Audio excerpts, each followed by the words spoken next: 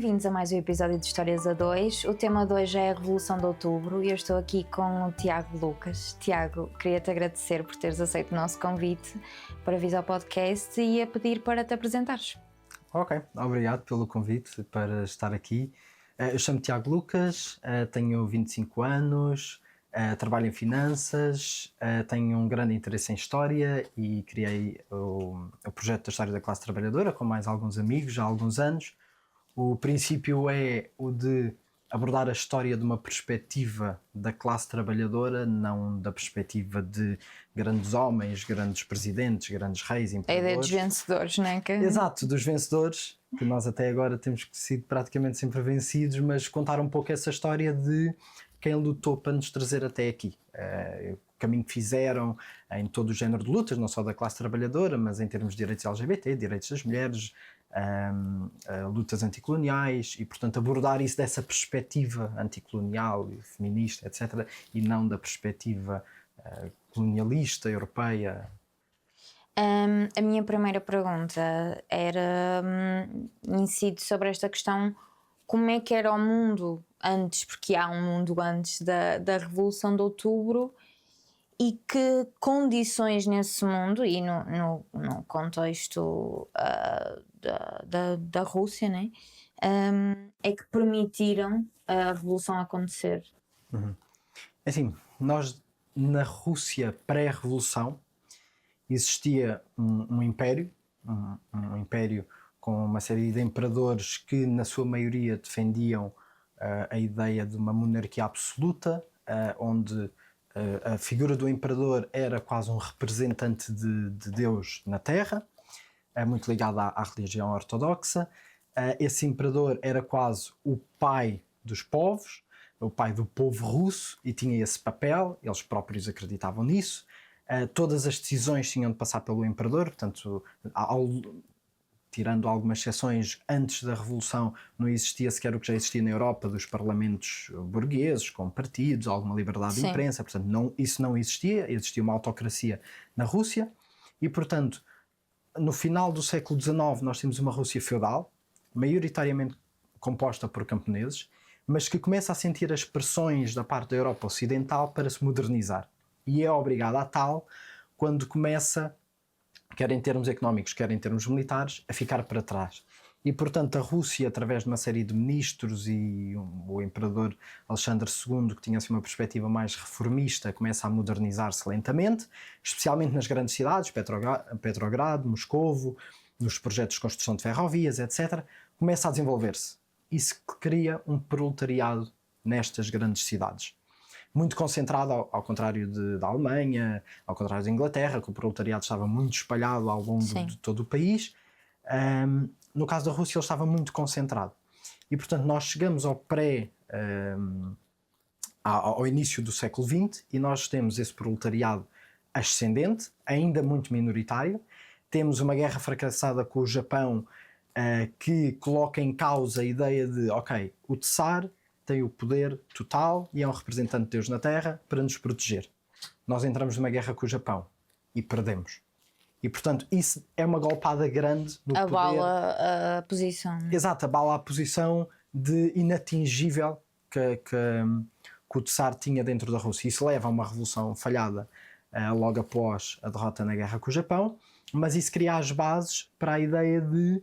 Quer dizer, uma ideia que já vinha muito atrás, que já vinha dos tempos de Marx e de Engels, mas cria as bases para, ok, nós fracassámos desta vez, não podemos fracassar numa vez seguinte. E, portanto, passam mais alguns anos, começa a Primeira Guerra Mundial, estes operários camponeses são enviados como carne para canhão para as frentes de batalha.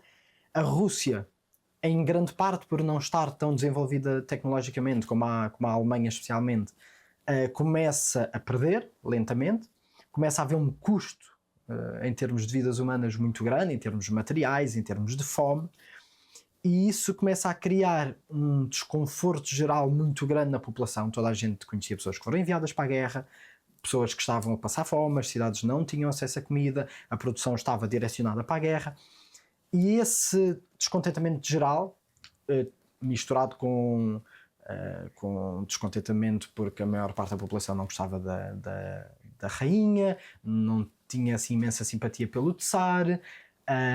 Houve todo o caso do Rasputin. Isso começou a abalar de tal forma que nós chegamos a fevereiro de 1917 e a posição do Tsar torna-se incomportável.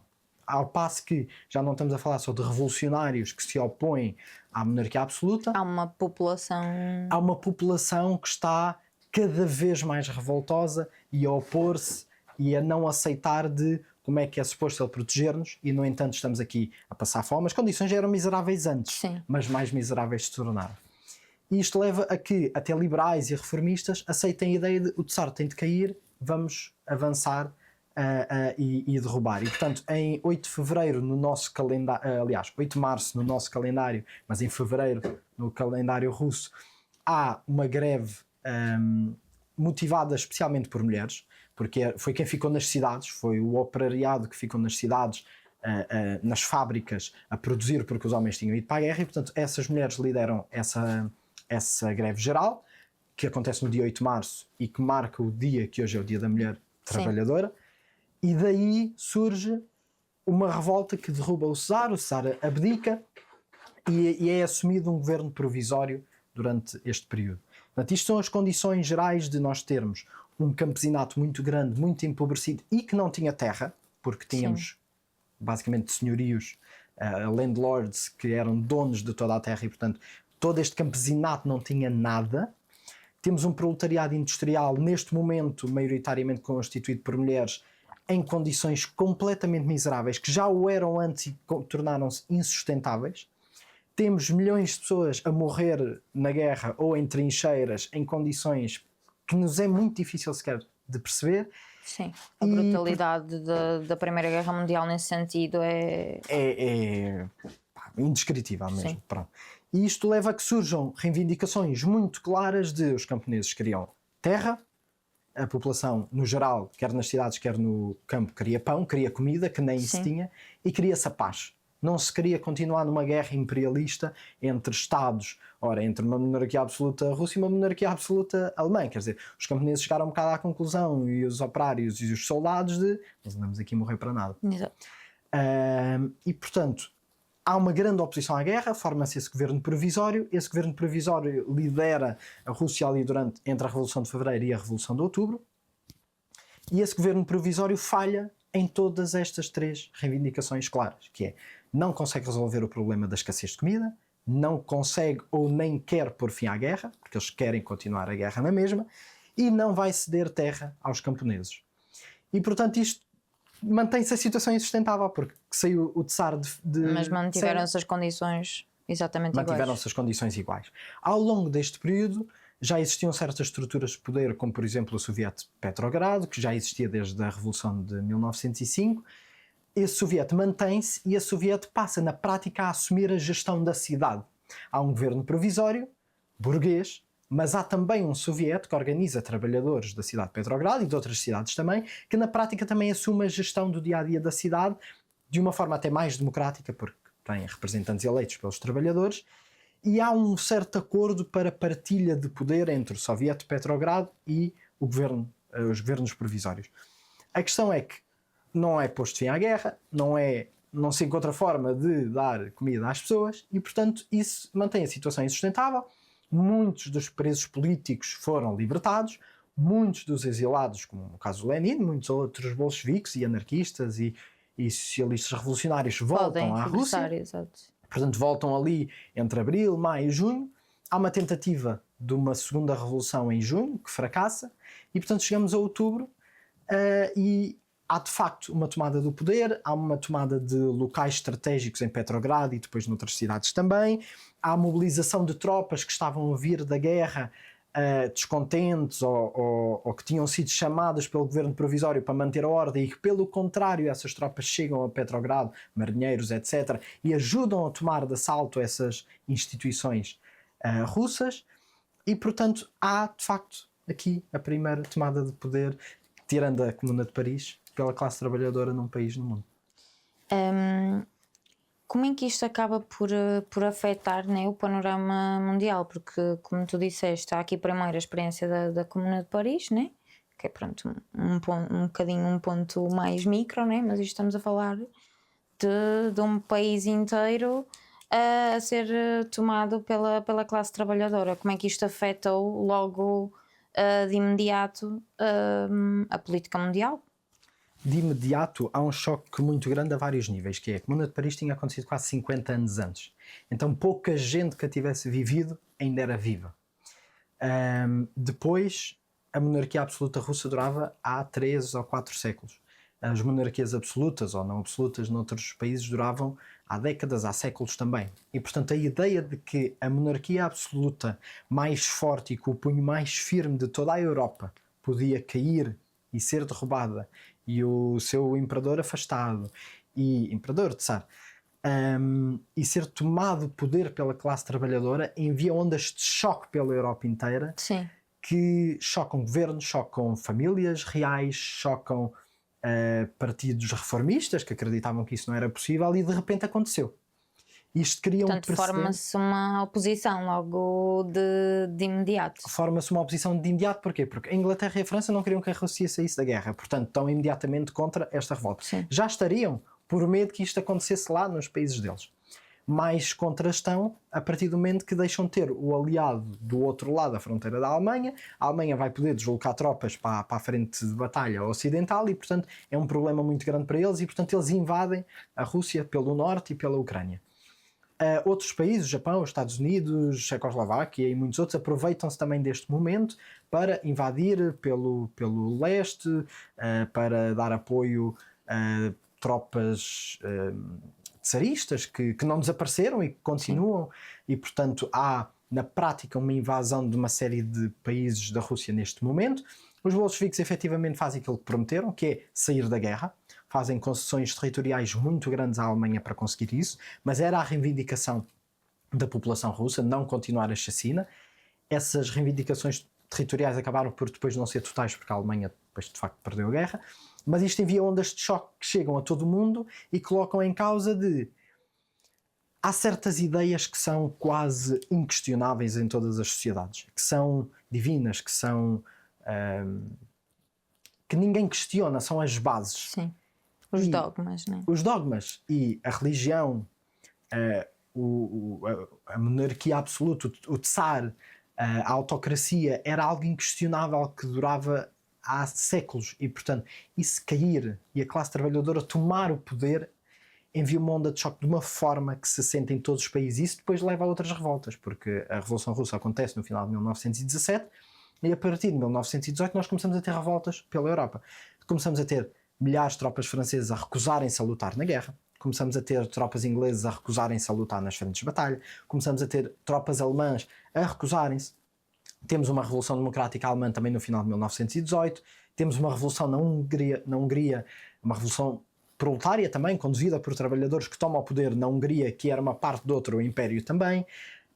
Temos várias tentativas de revolução proletária na Alemanha e portanto isto cria um precedente alto, já não é só na Rússia. Temos o Bienio Rosso em Itália, que é um conjunto de 2 anos entre 19 e 21, em que não houve de facto uma tomada do poder, mas não havia algo que se pudesse dizer em que a burguesia, os governos, o rei estava no poder de facto. Eles estavam, mas o poder que tinham de facto sobre os trabalhadores estava a ser posto em causa durante esse período, porque havia organizações revolucionárias que tinham muita influência e depois acabou por levar à tomada do poder.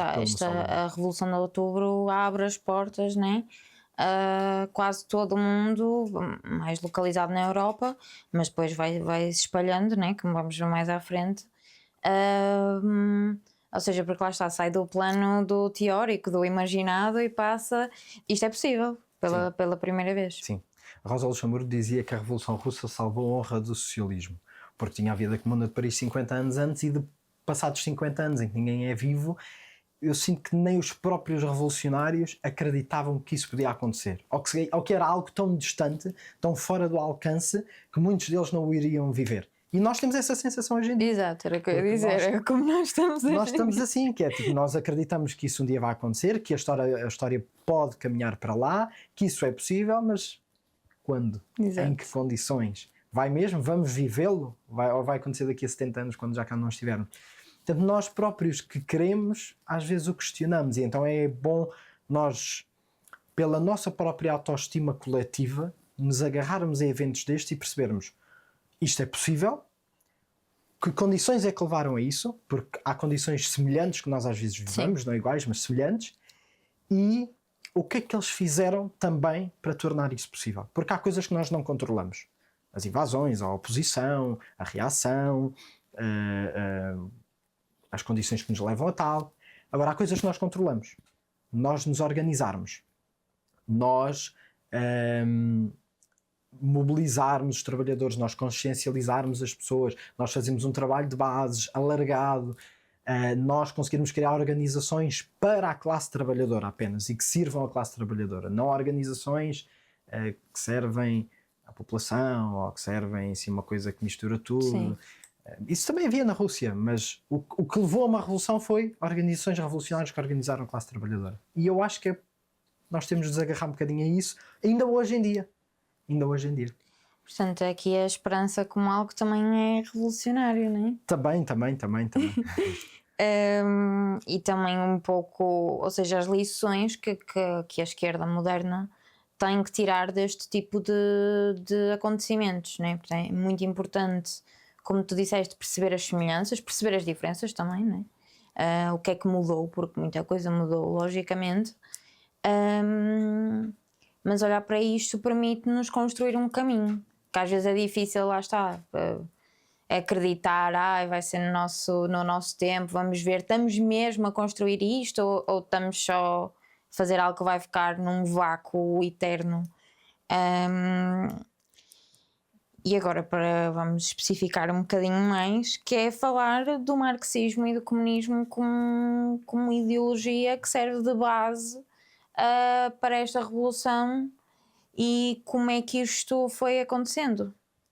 Ok, então nesse cenário ali em 1917 há uma série de tendências políticas que se chegam à frente.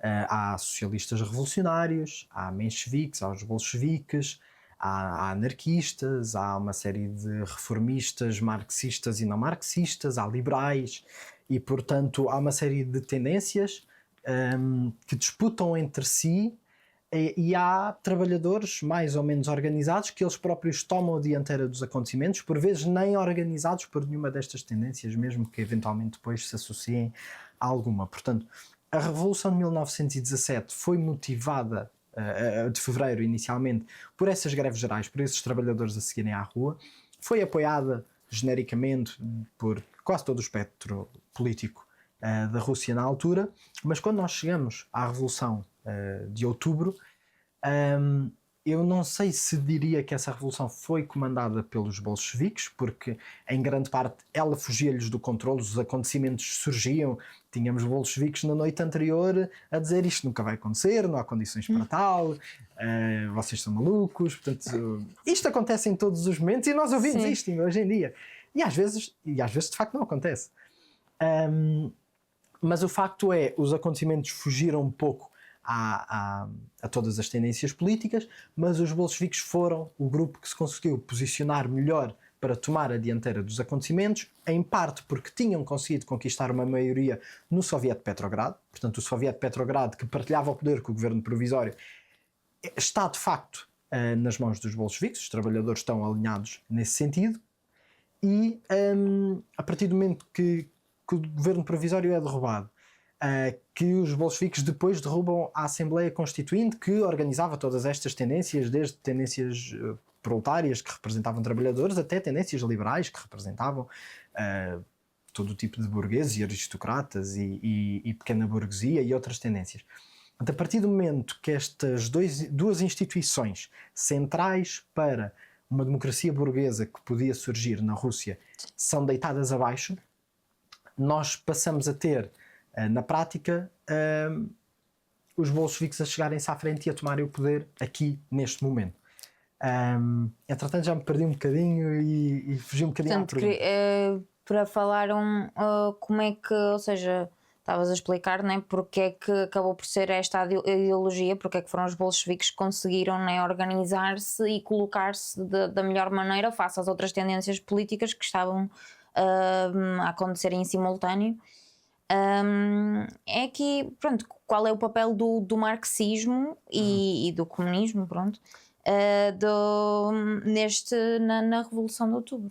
Dentro dessas tendências essas tendências tinham diferenças estratégicas muito grandes.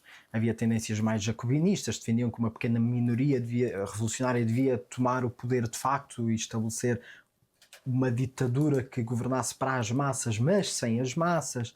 Havia tendências terroristas que se propunham a cometer atentados contra esta ou aquela figura, e na esperança que isso fosse gerar um movimento espontâneo das massas. Havia tendências que diziam nós devemos tentar, dentro do que existe, estabelecer melhores reformas, melhores condições, não andar a ir para uma revolução, ou porque a Rússia não está preparada para uma revolução, ou porque as pessoas não estão preparadas, ou porque as pessoas não são capazes de gerir a sua própria vida. E temos os bolcheviques a assumirem uma posição de os bolcheviques, ao longo do final do século XIX e início do século XX, eram na sua maioria constituídos por pessoas que não faziam parte da classe trabalhadora. Havia, obviamente, trabalhadores dentro dos bolcheviques, mas eram aquilo que nós hoje chamamos de aristocracia laboral, ou pessoas que vinham de classes mais altas. A questão, e essas pessoas tinham o tempo e os recursos para se dedicar full-time à revolução e ao ideal revolucionário e exilados e tudo isso.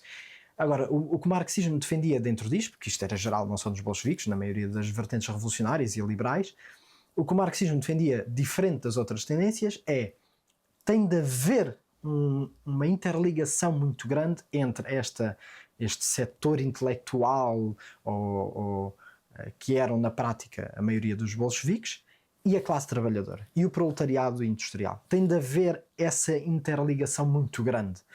Tem de haver um trabalho de campo muito grande, constante. Tem de haver confiança da parte de quem está no partido na classe e da classe em quem está a tomar a dianteira.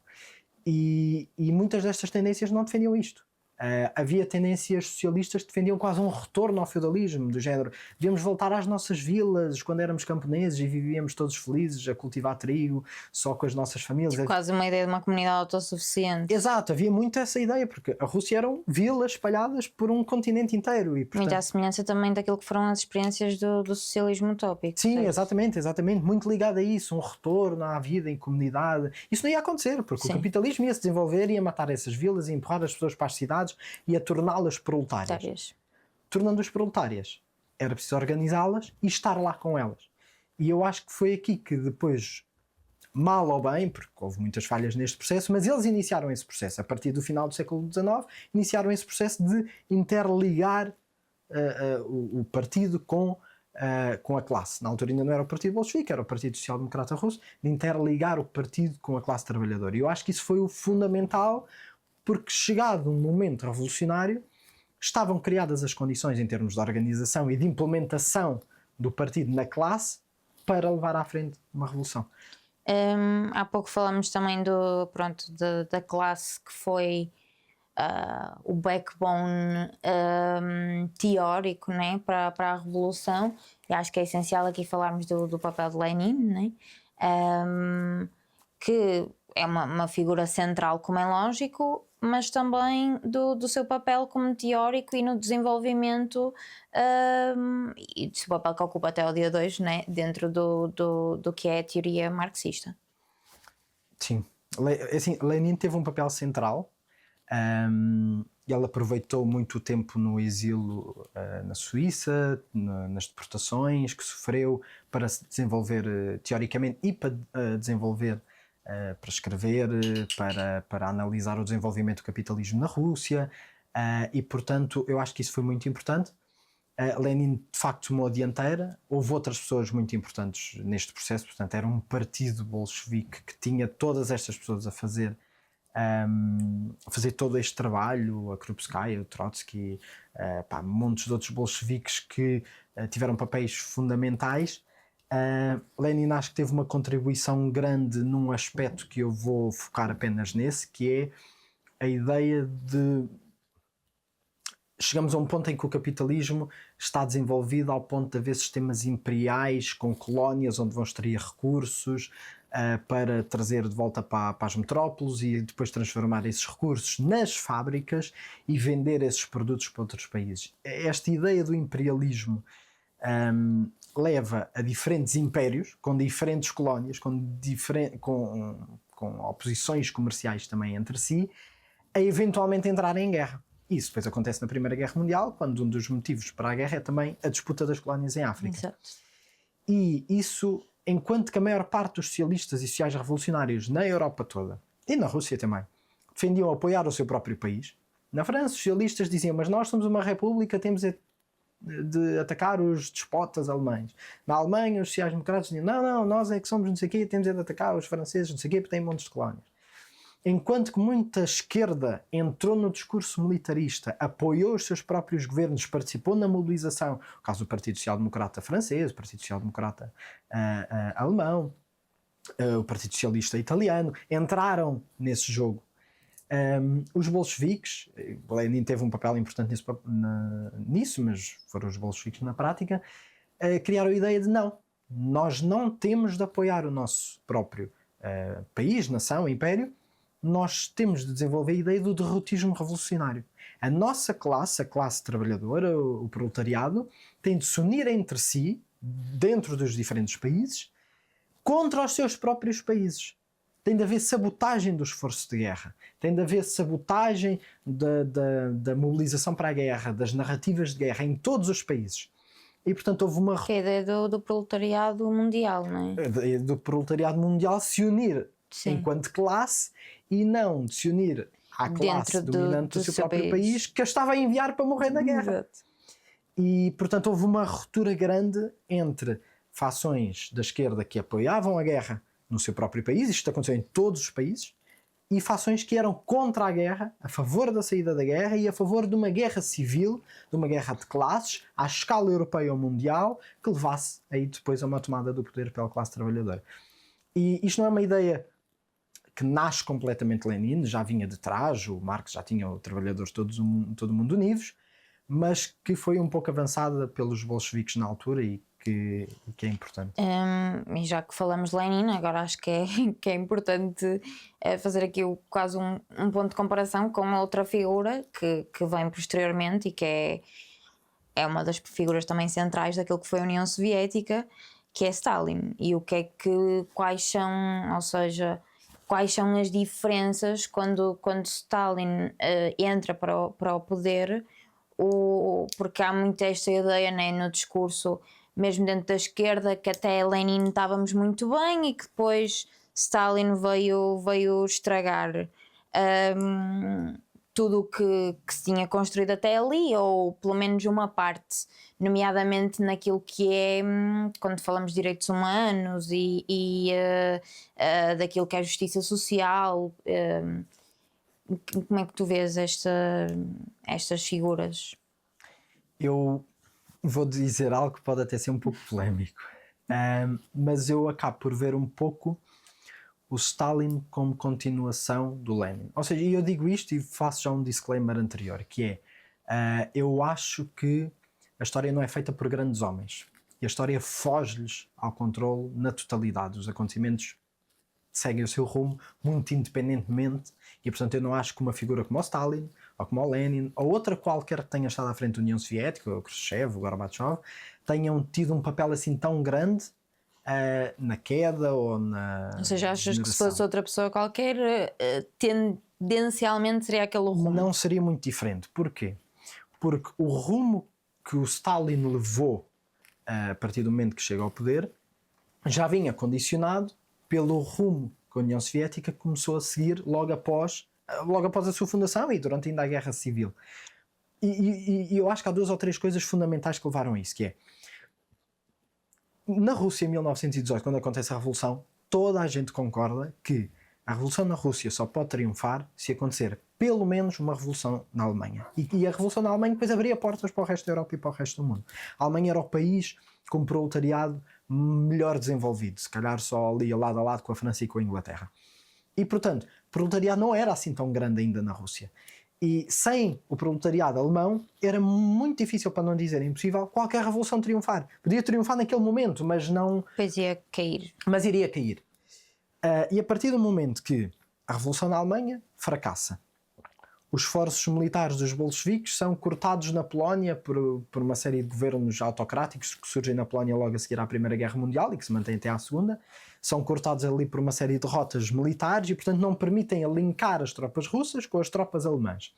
O mesmo problema se pôs com a Revolução Húngara. A Revolução Húngara estava isolada da Revolução Russa. Não há uma interligação de apoio entre trabalhadores. Estavam isoladas.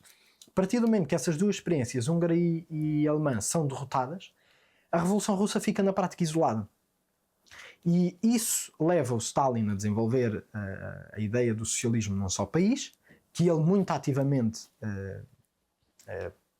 fez um esforço para divulgar e para impor isso como quase política de Estado da União Soviética, e que depois levou a uma série de outras coisas, mas eu não vejo outros líderes à frente da União Soviética a poderem ter feito propriamente diferente, mesmo que não tivessem como política de Estado o socialismo num só país.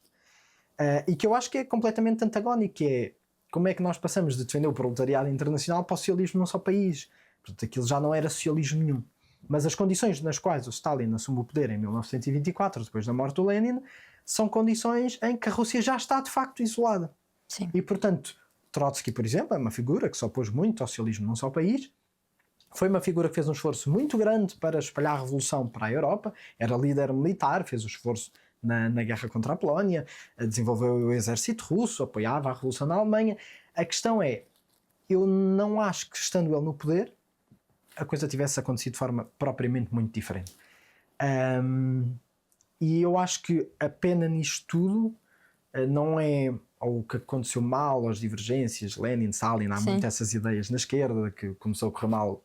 Sim, cada pessoa traça o seu ponto. Exato. Ou é quando o Stalin chegou ao poder, ou é quando o Khrushchev chegou ao poder, ou é quando o Gorbachev chegou ao poder. Quando é que começou o colapso da União Soviética? O colapso foi um processo que começou em 19, que a Revolução foi em 17, começou em 19 a partir do momento que a Revolução Alemã é derrotada. Portanto, a soma destas coisinhas todas levou a um gradual processo de afastamento da União Soviética. Quais é que tu achas, pronto, estás a dizer que obviamente o colapso não pode ser analisado, pronto, por pontos individuais, isto é tudo coisas que se unem e desunem entre si, mas quais é que tu achas que foram os principais erros? Pronto, é sempre fácil da nossa perspectiva agora, claro que as pessoas na altura teriam, pronto, a realidade à sua frente para lidar, mas fazendo essa análise, qual é que tu achas que foram os erros principais da União Soviética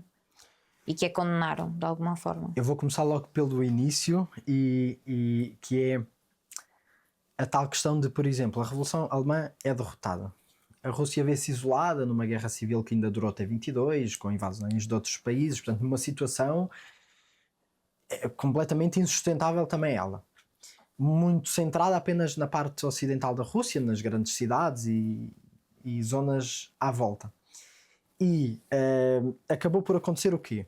Ora, se numa fase inicial nós falamos de unir o proletariado, toda a Europa e todo o mundo, quando os revolucionários se veem isolados do proletariado de todo o mundo na prática, acabou por haver uma procura de apoio de outros setores sociais. Foram buscá-lo ao campesinato, à aliança com o campesinato. O campesinato estava ali numa posição meio estranha em que beneficiava em certos pontos da Revolução. Por exemplo, uma das reivindicações era a terra para os trabalhadores, a terra para os camponeses, mas isso vinha com um caveat, que era: não é um devolver a terra para os trabalhadores em que cada trabalhador se torna dono de um quinhãozinho e tornam-se todos pequenos proprietários. Não, era o desenvolvimento de uma economia coletiva no campo. Ora, houve oposição de camponeses em relação a isso, eles estavam ali numa posição meio em cima do muro, e houve uma procura dos bolcheviques numa fase inicial, se centraram apenas a sua base de apoio no proletariado e menos no campesinato, foram procurar esse apoio ao campesinato e foram buscar também a certos momentos até outras classes sociais já mais acima, de pequenos proprietários, de dizerem a certa altura tenho a certeza, em 1921, na altura do NEP, da nova política económica do Lenin, dizer, ok, nós não vamos fazer expropriações agora. Pequenos proprietários, pequenos Um apelo à landlords, pequena burguesia. um apelo à pequena burguesia. Porque a partir do momento em que se está a tentar ganhar um esforço de guerra civil, ganhar um esforço contra potências imperiais... Houve ali cedências, não é? Houve cedências. Cedências que em parte vieram da condição de não houve um linkar com o proletariado europeu internacional, mas, e portanto, eles foram procurar esse apoio a outros lados. Mas a partir do momento que se vai buscar esse apoio a outros lados, ora, então já não está o proletariado apenas no poder, porque já se está a fazer cedências. E o Stalin depois vai ter um problema muito, muito grande em lidar com isso, quando depois vem maus anos agrícolas e fomes e não sei o quê, e não há controle dos trabalhadores sobre os campos, porque muitos deles ainda eram controlados por pequenos proprietários, por grandes proprietários em muitos casos, que controlavam a produção da comida, que só punham a União Soviética na mesma, porque haviam como uma ameaça, porque sabiam que isso podia acontecer um dia, e leva a disputas muito grandes, que depois culmina naquelas fomes que tanto ouvimos falar, e portanto é difícil ver apenas como erros, dizer o Lenin cometeu um erro ao seguir a nova política económica, ao começar a alinhar-se com certos setores camponeses e da pequena e média artificial, não burguesia. é? Fazer essa...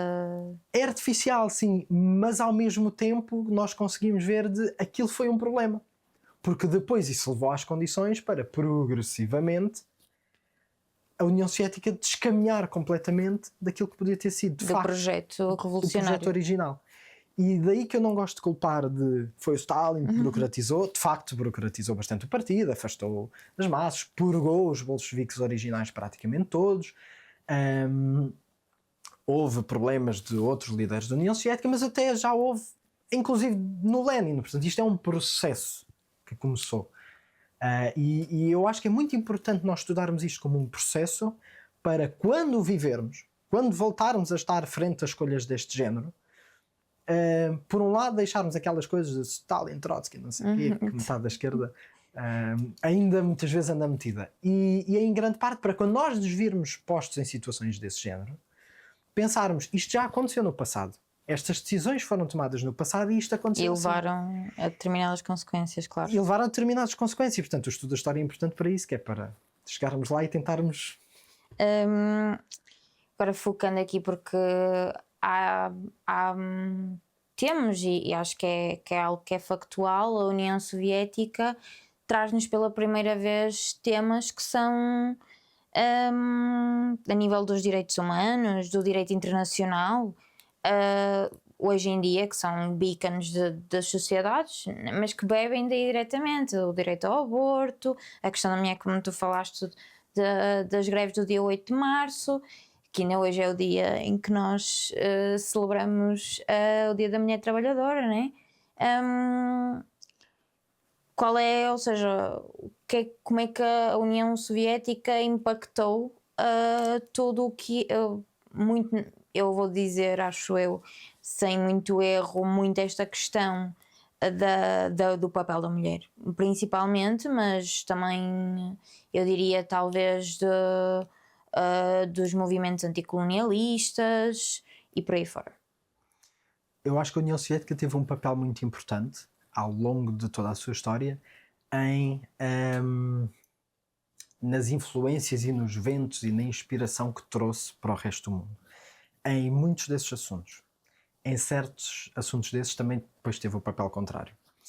Começando, por exemplo, na questão da mulher, houve mulheres que se chegaram à frente na Revolução Russa, houve o 8 de Março, foi liderado por mulheres, houve uma grande abertura, em grande parte a Krupskaya teve um papel muito importante e outras mulheres na criação ou na integração de pautas feministas já da época num programa bolchevique. E houve depois um pouco o efeito espelho de, a partir dos anos 30, 40, já com o Stalin, haver um retrocesso em certos direitos desses, em termos do aborto, de criminalização do casamento, nem era do casamento, porque o casamento era nunca da existiu, sodomia, não é? Mas a proibição, a criminalização da sodomia e por arrasto de pessoas LGBT. E portanto, há sempre um pouco este efeito espelho. Houve inspiração, por exemplo, para lutas anticoloniais. A União Soviética, inclusive, chegou a dar apoio material a muitas lutas anticoloniais. Houve inspiração para lutas pelos direitos dos trabalhadores no geral, aqui na Europa e em todo o mundo, ou seja, havia sindicatos muito organizados, a própria burguesia no Ocidente era muito obrigada às vezes a fazer concessões, em parte para tentar amenizar. Para tentar amenizar e não deixar que os trabalhadores cá se aproximassem de um projeto socialista, e portanto houve esse efeito muito positivo da parte da União Soviética, mesmo até ao final. Houve em certos aspectos depois o reverso da medalha, que foi, por exemplo, já dei o exemplo dos direitos das mulheres, vou só dar um outro exemplo. Eu comecei por dizer que os bolcheviques se centraram muito no proletariado. Numa fase inicial, essa era a base de apoio. Eles queriam organizar aquela classe. Sim.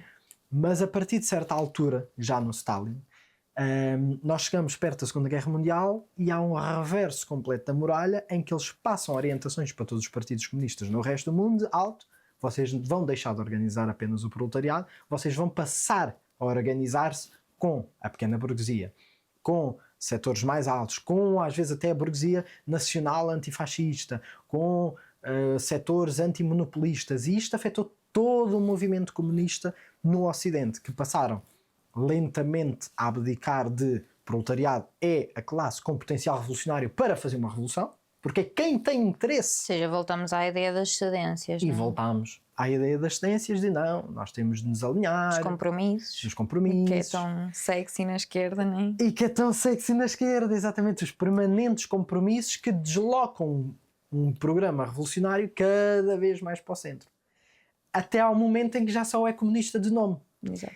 E, portanto, há esta dupla influência de inspirar trabalhadores na Itália, em Portugal, na Espanha, na França e no mundo todo, em África, nas Américas, em todo lado, na China, na Índia, de inspirar trabalhadores de todo o mundo em que isto é possível nós tomarmos o poder, é possível nós exigirmos mais. Mas depois começa o retrocesso. Mas há o retrocesso de que também inspira, simultaneamente as orientações para os partidos comunistas a partir ali de, não sei se 1936, qualquer coisa, ainda antes da Segunda Guerra Mundial, alto lá. Isso depois tem efeito no 25 de Abril cá em Portugal. Quando nós chegamos ao PREC, nós temos o Partido Comunista a seguir essas orientações. Sim. E a seguir uma orientação de o nosso objetivo não é uma tomada do poder pelo proletariado, não é uma ditadura do proletariado. Olha que não. O nosso objetivo é organizar as classes antimonopolistas, ou seja, opunham-se a monopólios da burguesia, mas não só opunham à burguesia nacional, não só opunham à pequena burguesia, ou podiam só opor, mas permitiam que ela existisse no seu projeto político. Uma tomada do poder, por exemplo, pelo PCP, não implicava o desaparecimento da burguesia em Portugal. Não implicava... continuamos a ver isso no discurso do PCP hoje em dia. Continuamos a ver isso no discurso do PCP como defensor das pequenas empresas, das médias empresas, etc. Que podem ter uma relação. Deve haver um discurso para essas classes. Nós devemos abordá-las. Essas classes e essas pessoas podem passar para o nosso lado, mas não é fazer-lhes cedências. É dizer, vocês têm um lugar numa sociedade pós-capitalista. Vocês não vão deixar de existir. Sim. Vocês podem integrar esse projeto e beneficiar dele. Mas vocês não vão continuar a explorar trabalhadores. Exato. Vocês não vão continuar a explorar inquilinos. Vocês não vão continuar a ter escravos coloniais. E agora, para terminarmos, e aqui acho que vou repescar um bocadinho a ideia daquilo que é a imaginação e a esperança de um futuro. Como é que tu imaginas o futuro daquilo que são os movimentos comunistas, marxistas, daquilo que é o futuro da luta de classes? Como é que tu imaginas isto? Olha, foi engraçado porque a preparar-me um bocadinho para estar aqui, encontrei um certo qualquer que dizia que, se não me engano, em 1887 foi dada uma função a Lenin, que ainda não era ninguém na altura, de unir pequenos grupos marxistas em Petrogrado e em Moscou. Uma série de 20 pequenos grupos que existiam na altura. Já existiam muitas tendências reformistas, que eram maioritárias, como hoje são. Já existiam liberais, sociais-democratas, já existiam tudo isso, mais coisa, menos coisa, e com outros nomes e outras circunstâncias, mas já existiam todas essas ideias no geral. E existiam pequenos grupinhos de marxistas que começavam a surgir e que cresciam, acompanhando também o crescimento do proletariado, e que desenvolviam um programa cada vez mais profundo, que iam ter cada vez mais contacto com a classe e perguntar, de facto, quais são os problemas diretos hoje, e que foram conquistando a classe trabalhadora ao apelar também esses problemas diretos que elas iam tendo, sem nunca perder o horizonte à revolução. Isso depois também é importante, porque apelar às conquistas diretas, se perde o horizonte, fica-se limitado. E eu sinto que nós estamos um pouco nesse ponto, em que existe uma maioria na esquerda reformista que defende meios legais de obter vitórias no Parlamento, nas instituições, nos sindicatos, pelo voto. Votem a nós, que nós defendemos os vossos interesses. E que de facto são melhores do que ter lá à direita, e isso não está em questão. Mas como revolucionários, se nós queremos ter um projeto revolucionário de um dia não viver numa sociedade capitalista, de criar um mundo novo que esteja mais alinhado com o ambiente, com a natureza, em que não haja constantes abusos e exploração do homem pelo homem, do homem pela mulher, da Europa ou do Ocidente, do Sul global, nós precisamos de mais do que essas conquistas imediatas ou mais do que o que as instituições que a burguesia criou nos podem dar. E nos podem dar. Nós nunca vamos conseguir mudar o modo de produção capitalista pelo Parlamento ou pelas instituições que a burguesia criou para se defender. As instituições, exatamente, são feitas estão sempre num estado, vão-se adaptando, né? Para sobreviver. Elas são autossuficientes nesse sentido e não são... A ideia de comer por dentro, não é? Não vão. Nós podemos tentar aumentar as contradições dentro dessas instituições, mas, para dar aqui um exemplo, na nossa Constituição está consagrado o direito à propriedade privada e o direito à habitação. Eu nunca vi a polícia defender o direito à habitação, mas já vi diariamente defender o direito à propriedade privada. Portanto, a polícia não defende violentamente o direito à habitação de inquilinos, de trabalhadores pobres, de imigrantes, porque eu nunca vi um polícia sacado o bastão para bater num senhorio. É impensável. A polícia, tal como muitas outras instituições, serve uma classe que está no poder, serve o capital e protege o capital. E, portanto, se nós ficamos à espera que essas instituições sejam boazinhas connosco, tal como muita gente na Rússia esperava que essas instituições fossem reformuladas para serem mais democráticas, para servirem os interesses do povo e dos camponeses. Isso nunca aconteceu. Podem, se forçadas, ser mais benevolentes, dar algumas concessões. Isso aconteceu em Portugal depois do 25 de Abril, aconteceu na Europa toda, no pós-guerra.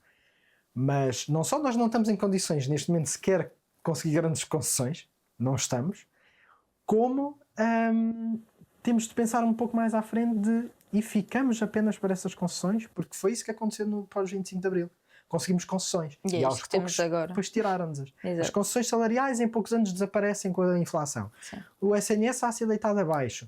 A educação pública está a ser atacada. Todas essas concessões... A habitação, nem é preciso falar. E, portanto, quer dizer, basta isso. Óbvio que isso são pontos de partida para pegar e para chegar às pessoas, e que é importante, porque todos nós neste momento temos problemas em pagar renda. Temos problemas em encontrar empregos minimamente nos permitam viver. Mas temos de pensar mais do que isso. Temos de ser um pouco mais... Ir mais à frente. Sonhar mais. Sonhar um bocadinho mais do que isso. Tiago, pronto, chegamos ao fim do nosso episódio. Eu queria-te agradecer novamente por teres aceito este convite e pela conversa que tivemos. E pronto, e queria agradecer aos nossos ouvintes. E pronto, até ao próximo episódio. Obrigado.